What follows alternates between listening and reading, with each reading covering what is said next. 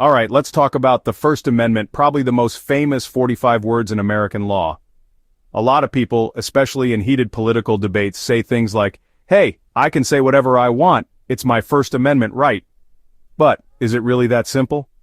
Here's the truth, the First Amendment protects you from government censorship. That means the government can't just arrest you for criticizing politicians, or force you to say something you don't believe. But it doesn't mean there are no consequences for what you say. Let's get real. Imagine you're at work. Your coworkers come from all kinds of backgrounds. If you start using slurs or offensive language, even though you might technically be allowed to say it, you could still get fired, or make people around you feel unsafe. No company wants that kind of heat, and honestly, neither do most people. Now politics gets wild here. Republicans often argue for absolute free speech, zero limits. They say, let me say what I want, when I want. But context matters.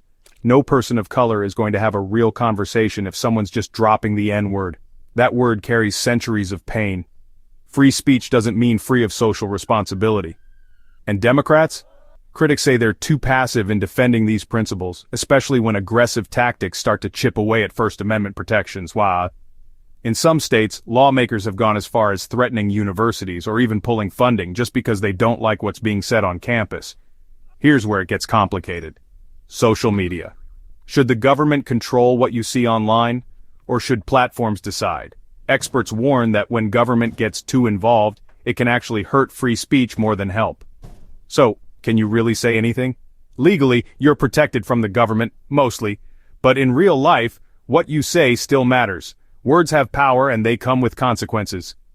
The First Amendment is strong, but it's not a free pass for hate or harm.